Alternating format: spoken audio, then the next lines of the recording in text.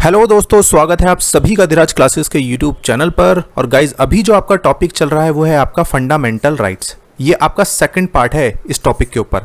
इससे पहले हम एक पार्ट डिस्कस कर चुके हैं। अगर आपने वो वीडियो नहीं देखी है तो लिंक डिस्क्रिप्शन बॉक्स में दिया है। तो चलिए जल्दी से शुरू करते हैं अपनी वीडियो को। फर्स्ट क्वेश्चन आपसे पूछा गया है, निम्नलिखित में से किस अनुच्छेद में कहा गया है कि किसी भी व्यक्ति को एक ही अपराध के लिए एक बार से अधिक दंडित नहीं किया जाएगा। यानी कि जो भी वो अपराध करता है उसके लिए सिर्फ उसको एक ही बार सजा मिलेगी। जैसा आपने इंडियन मूवीज में देखा भी होगा कि जो विलेन होता है वो हीरो को फंसाने के लिए किसी को मरवा देता है, तो हीरो जेल चला जाता है और बाद में जब वो लौट के आता है उसे पता चलता है कि वो आदमी तो जिंदा है, फिर वो उसको मार देता है और फिर वो न्यायालय में जाता है, कहता है कि जी आपका कानून अंधा है। आपने देखी होगी वो मूवी। तो ऑप्शन है आपके इस क्वेश्चन में अनुच्छेद 17, अनुच्छेद 20, अनुच्छेद 21 या फिर अनुच्छेद 22। तो अनुच्छेद 17 तो है नहीं, क्योंकि इसी के तहत मैंने आपको बताया था कि छुआछूत का अंत किया गया है। इसका जो करेक्ट आंसर आपको बता देता हूं वो है आपका अनुच्छेद 20। इसी के तहत आप कोई भी अपराध करते हैं आपको एक ही बार सजा मिलेगी। एक बात और इसमें कही गई है वो ये कि अपराध करने के समय जो कानून है उसी के तहत सजा मिलेगी, ना कि पहले और बाद में बनने वाले कानून के तहत। ठीक है, चलिए चलते हैं अपने सेकंड क्वेश्चन पे। सेकंड क्वेश्चन आपसे पूछता है, किसी कैदी को न्यायालय के समक्ष प्रस्तुत करवाने के लिए किसकी आवश्यकता होती है? What is required to produce a prisoner before the court? देखिए, मैंने आपको पिछली वीडियो में कहा था कि आप रिट के बारे में पढ़ के आना। जो न्यायालय होता है वो 32 अनुच्छेद के तहत 5 तरह की रिट जारी करता है, आप पढ़ के आना। वैसे पांचों के बारे में आप पढ़ लें, लेकिन सबसे ज्यादा जो क्वेश्चन पूछा जाता है वो पूछा जाता है बंदी प्रत्यक्षीकरण के बारे में, और यही इसका करेक्ट आंसर है कि अगर किसी भी आदमी को बंदी बना लिया जाता है, कोई ऑफिसर अगर उसको बंदी बनाता है तो ये बंदा रिक्वेस्ट करता है, किसको? न्यायालय को बोलता है कि भाई मेरे को जो बंदी बनाया गया है उसके लिए मेरे को आप कोर्ट में पेश किया जाए ताकि जो कारण है उसके ऊपर विचार किया जा सके। तो न्यायालय बोलता है, और न्यायालय में कौन कौन? Supreme court and high court. ठीक है, ध्यान रखना। चलो, वैसे 5 तरह की रिट होती हैं। इसमें सबसे ज्यादा बंदी प्रत्यक्षीकरण के बारे में पूछा जाता है। परमादेश रिट, प्रतिषेध रिट, उत्प्रेषण और अधिकार परीक्षा कम पूछे जाते हैं।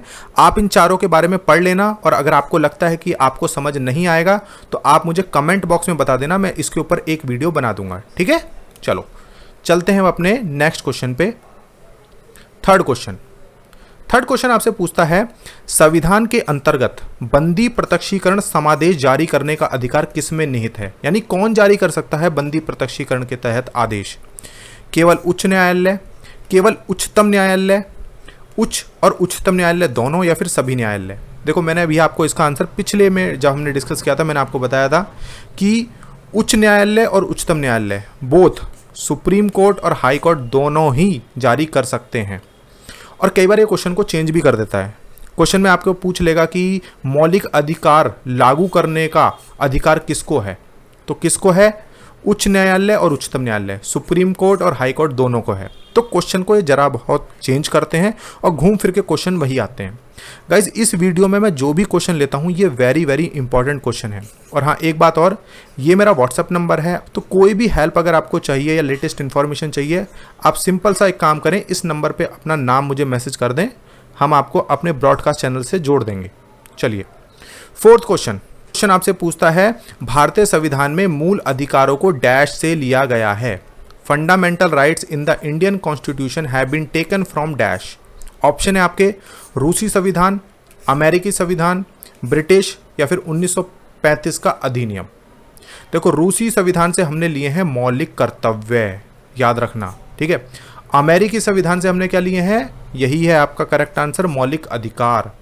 ब्रिटिश संविधान से हमने क्या लिया है? हमने लिया है उससे एकल नागरिकता, यानी कि हमारे देश में जो नागरिकता रहेगी वो एक ही मिलेगी किसी भी व्यक्ति को। ठीक है, तो इसका करेक्ट आंसर है ऑप्शन बी। चलो चलते हैं अपने फिफ्थ क्वेश्चन पे। फिफ्थ क्वेश्चन आपसे पूछता है, कारखानों अथवा खानों में कोई व्यक्ति नियुक्त नहीं किया जा सकता जब तक उसकी आयु कम से कम कितनी होनी चाहिए? 12 वर्ष, 14 वर्ष, 18 वर्ष या फिर 20 वर्ष? तो इसका जो करेक्ट आंसर है वो है आपका बी, 14 वर्ष उसकी उम्र कम से कम होनी चाहिए। ये शोषण के विरुद्ध अधिकार के अंतर्गत आता है कि कम से कम उसकी आयु 14 वर्ष होनी चाहिए। चलते हैं अब अपने नेक्स्ट क्वेश्चन जो है आपका सिक्स्थ क्वेश्चन। सिक्स्थ क्वेश्चन आपसे पूछता है संपत्ति के मौलिक अधिकार को कब समाप्त किया गया था। मैंने आपको बताया था कि संपत्ति का अधिकार पहले ये एक आपका मौलिक अधिकार था, बाद में इसको कानूनी अधिकार बना दिया। यानी पहले टोटल 7 आपके मौलिक अधिकार होते थे, बाद में 6 कर दिए गए। तो कब ये खत्म किया गया? ऑप्शन है आपके 1976 के 42वें संविधान संशोधन द्वारा, 1978 के 44वें संविधान संशोधन द्वारा, 73rd आपका जो कॉन्स्टिट्यूशनल अमेंडमेंट था, या फिर 74th कॉन्स्टिट्यूशन अमेंडमेंट। तो गाइज इसके लिए थोड़ा सा मैं डिस्कशन कर लेता हूं आपसे। देखिए 42वां संविधान संशोधन काफ़ी ज़रूरी है, क्योंकि आपका जो प्रियम्बल है उसमें 3 शब्द जोड़े गए थे इसी के तहत। जो आपने प्रस्तावना सुनी होगी कि हम भारत के लोग करके जो शुरू होती है। 73वां संविधान संशोधन, इसमें पंचायती राज से जुड़ा है। ये क्वेश्चन कई बार DSSB में पूछा जा चुका है, पंचायती राज से। और 74वां जो है, जो आपके शहरों के जो नगरीकरण होता है या नगर निगम होता है, उससे जुड़ा हुआ है। तो इसका जो करेक्ट आंसर है 1978 के 44वें संविधान संशोधन द्वारा संपत्ति के मौलिक अधिकार को खत्म कर दिया गया था और इसे कानूनी अधिकार बनाया गया था। 44वां संविधान संशोधन याद रखना। चलते हैं अपने नेक्स्ट क्वेश्चन जो है आपका 7th क्वेश्चन।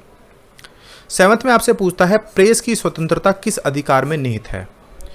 ऑप्शन है आपके नियमों के समान संरक्षण, भाषण की स्वतंत्रता, संघ निर्माण की स्वतंत्रता, या फिर कार्य और सामग्री सुरक्षा। देखिए आपका जो कॉन्स्टिट्यूशन है उसमें कहीं पर भी प्रेस वर्ड यूज नहीं किया गया है। तो हम प्रेस की स्वतंत्रता किस अधिकार में, किसके तहत देते हैं? तो यह है आपका भाषण की स्वतंत्रता के तहत, फ्रीडम ऑफ स्पीच के तहत हम ये आपको अधिकार देते हैं प्रेस का। तो एक बार इसको देख लेते हैं एडिशनल इन्फॉर्मेशन में। जो स्वतंत्रता के अधिकार के अंतर्गत जो आपका 19A है, उसमें कहता है बोलने की स्वतंत्रता, इसी के तहत आपको प्रेस की स्वतंत्रता मिलती है। तो स्वतंत्रता के अधिकार के अंतर्गत A, B, C, D, E, F नहीं है, G है। F कौन सा था? F यही आपका संपत्ति का अधिकार था, जिसे अब खत्म कर दिया गया है। अभी मैंने बताया ना। चलिए अब चलते हैं अपने 8th क्वेश्चन की तरफ। 8th क्वेश्चन आपसे पूछता है भारतीय संविधान निम्नलिखित में से कौन सी नागरिकता प्रदान करता है। गाइज मैंने आपको बताया कि ये जो आपके 3 क्वेश्चन अब रहेंगे ये आपके सिटीजनशिप के ऊपर रहेंगे, ठीक है, क्योंकि आपके जो टॉपिक दिया है सिटीजन्स राइट इन डेमोक्रेसी करके दिया है, तो सिटीजन के ऊपर भी क्वेश्चन बन सकता है। तो 2-3 क्वेश्चन मैंने लिए हैं। तो भारतीय संविधान में निम्नलिखित में से कौन सी नागरिकता प्रदान करता है? एकल नागरिकता, दोहरी नागरिकता, उपर्युक्त दोनों, या फिर इनमें से कोई नहीं। तो भारतीय संविधान सिर्फ और सिर्फ आपको एकल नागरिकता प्रदान करता है। ये आपके ब्रिटेन से ली गई है, ठीक है। दोहरी नागरिकता USA में है, ठीक है, ध्यान रखना। तो चलिए अब चलते हैं अपने 9th क्वेश्चन की तरफ। 9th क्वेश्चन आपसे पूछता है भारत की नागरिकता निम्नलिखित में से किस प्रकार प्राप्त की जा सकती है। आप किस तरह से भारत की नागरिकता को प्राप्त कर सकते हैं? जन्म से, वंशानुक्रम से, देशीयकरण से, या फिर उपर्युक्त सभी से। तो गाइज जन्म से, आप जन्म से भारत की नागरिकता प्राप्त कर सकते हैं अगर आपका जन्म भारत में हुआ है। कब? 26 जनवरी 1950 के बाद जिस किसी का भी जन्म भारत में हुआ है वो भारत के नागरिक माने जाएंगे। ये आपके कॉन्स्टिट्यूशन में कहा गया है। वंशानुक्रम से, यानी कि मान लीजिए आपका जन्म भारत के बाहर हुआ है लेकिन आपके माता या पिता में से कोई भारत के नागरिक हैं, तो आप भारत की नागरिकता प्राप्त कर सकते हैं या आप भारत के नागरिक माने जाएंगे। देशीयकरण में क्या होता है कि आपको एक फॉर्म फिल करके देना होता है और आपकी कुछ एलिजिबिलिटी होती है उसमें कि आपका चरित्र अच्छा होना चाहिए, तो गवर्नमेंट आपको सर्टिफिकेट देती है, तब आप भारत की नागरिकता प्राप्त कर सकते हैं। तो इसके तीनों ही आंसर सही हैं, तो इसलिए आपका ऑप्शन होगा D, उपर्युक्त सभी से। ठीक है, ये क्वेश्चन मैंने इसीलिए लिया है ताकि मैं आपको ये सारी चीज़ें एक्सप्लेन भी कर सकूँ। 10th क्वेश्चन आपसे पूछता है भारत में एकल नागरिकता की अवधारणा अपनाई गई है इंग्लैंड से, USA से, कनाडा से या फ्रांस से। तो आप कहेंगे कि सर अभी तक तो आप ब्रिटेन बता रहे थे, ब्रिटेन तो इसमें है ही नहीं। देखिए, जो इंग्लैंड और ब्रिटेन हम सिनोनिमसली यूज़ करते हैं क्योंकि जो UK, जो ग्रेटर ब्रिटेन जो है, ग्रेट ब्रिटेन, उसका जो एक द्वीप है उसको हम कहते हैं इंग्लैंड। ठीक है, तो इसका जो करेक्ट आंसर है वो है आपका ऑप्शन A। अगर आपको ऑप्शन में इंग्लैंड मिले या ब्रिटेन मिले, जो भी मिलता है आपको एक ही मिलेगा, तो आपको उसके ऊपर टिक करना है। ठीक है, तो गाइज ये थे आपके टोटल 10 क्वेश्चंस। आई होप आपको समझ में आए होंगे। अगली क्लास में हम कोई अच्छे से कोई अगला टॉपिक डिस्कस करेंगे। ठीक है, thank you so much guys.